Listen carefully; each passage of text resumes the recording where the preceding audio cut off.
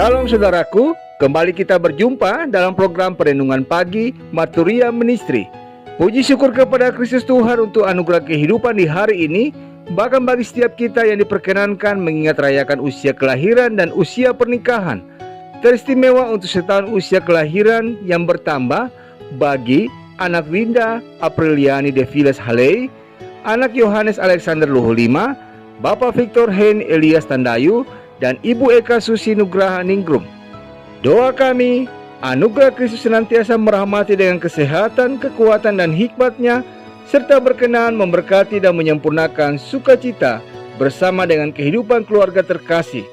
Kini, sabda Tuhan akan kita dengarkan, mendahulunya kita sehati dalam doa. Ya Bapa, tolonglah kami dengan kuat kuasa Roh Kudus-Mu, sehingga dengan hikmat Allah kami dimampukan untuk memahami, memaknai, dan melakukan kehendak firman-Mu dalam hidup kami. Dalam nama Tuhan Yesus kami berdoa. Amin. Bacaan Alkitab terambil dalam kitab 2 Raja-Raja pasal 18 ayat pertama hingga ayat yang ke-8 yang menyatakan, maka dalam tahun ketiga Saman Usia bin Ela, Raja Israel, Hizkia anak Ahaz Raja Yehuda menjadi raja. Ia berumur 25 tahun pada waktu ia menjadi raja, dan 29 tahun lamanya ia memerintah di Yerusalem. Nama ibunya ialah Abi, anak Zakaria. Ia melakukan apa yang benar di mata Tuhan, tepat seperti yang dilakukan Daud bapa leluhurnya. Dialah yang menjauhkan bukit-bukit pengorbanan, dan yang meremukkan tugu-tugu berhala, dan yang menebang tiang-tiang berhala, dan yang menghancurkan ular tembaga yang dibuat Musa. Sebab sampai pada masa itu orang Israel memang masih membakar korban bagi ular itu yang namanya disebut Nehustan. Ia percaya kepada Tuhan Allah Israel, dan di antara semua raja-raja Yehuda, baik yang sesudah dia maupun yang sebelumnya, tidak ada lagi yang sama seperti dia. Ia berpaut kepada Tuhan, tidak menyimpang daripada mengikuti dia, dan ia berpegang pada perintah-perintah Tuhan yang telah diperintahkannya kepada Musa. Maka Tuhan menyertai dia. Kemanapun juga ia pergi berperang, ia beruntung. Ia memberontak kepada Raja Asyur dan tidak lagi takluk kepadanya. Dialah yang mengalahkan orang Filistin sampai ke Gaza dan memusnahkan daerahnya, baik menara-menara penjagaan maupun kota-kota yang berkubu. Demikianlah sabda Tuhan. Saudaraku, Hizkia menjadi raja Yehuda usianya cukup muda, 25 tahun. Sekalipun muda dan belum berpengalaman, namun ia tegas dan berani terhadap penyembahan berhala yang marak di zamannya.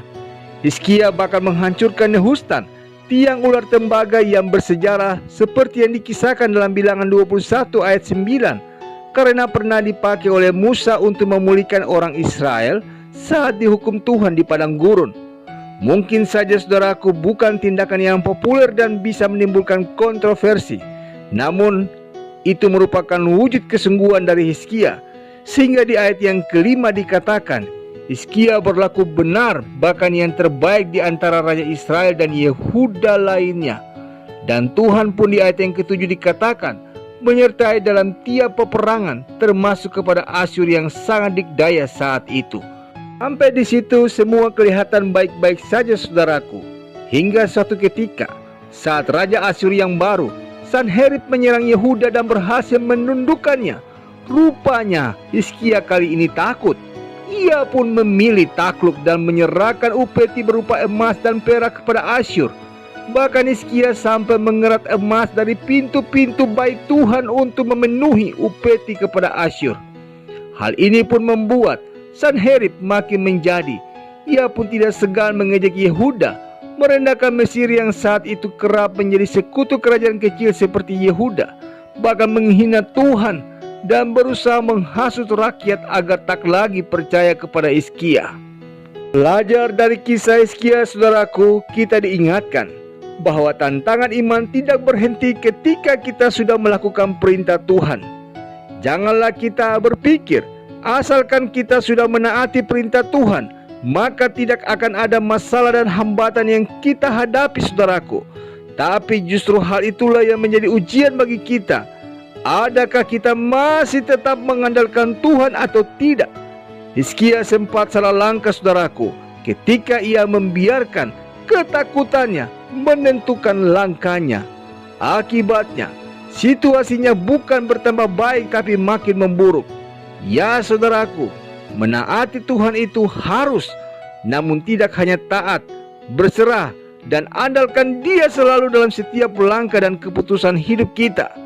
Bukankah di dalam Amsal pasal 3 ayat yang ke-6 dikatakan, dengan mengandalkan dan mengakui Tuhan, Ia akan meluruskan langkah kita. Karena itu, mari lakukanlah apa yang benar menurut Tuhan dan bukan menurut ukuran manusia.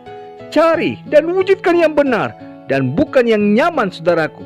Selama kita berpaut pada Tuhan dan berpegang pada perintah-Nya, penyertaan-Nya akan dicurahkan dalam hidup kita. Di saat itulah perubahan dan pembaharuan dapat terjadi dan kebenaran akan dinyatakan dalam hidup kita. Amin. Saudaraku, mari kita berdoa. Bapa yang mulia, terima kasih untuk hari baru pemberian-Mu dan sabda-Mu yang menyapa kami dengan mengingatkan kami dari kehidupan seorang Hizkia, bahwa bila mana kami sudah menaati Tuhan, bukan berarti kami bebas dari segala gumulan persoalan kehidupan. Karena itu dengan penuh kerendahan hati, berkati dan karuniakan kami dengan hikmat-Mu, sehingga hati kami tetap terpaut kepadamu dan berpegang pada perintah dan ketetapan-Mu, sehingga hidup kami dapat menjadi berkat dan menjadi alat kesaksian-Mu dengan melakukan hal yang baik dan benar menurut kehendak-Mu dalam menapaki hari-hari hidup pemberian Tuhan dalam hidup kami. Demi Kristus Yesus kami berdoa. Amin. Selamat pagi saudaraku. Ingatlah bahwa ketika kita sudah menaati Dia, bukan berarti kita bebas dari gumulan masalah. Namun dengan mengakui dan mengandalkan Tuhan, Ia akan menolong dan memberkati kita. Selamat beraktivitas. Tuhan Yesus memberkati.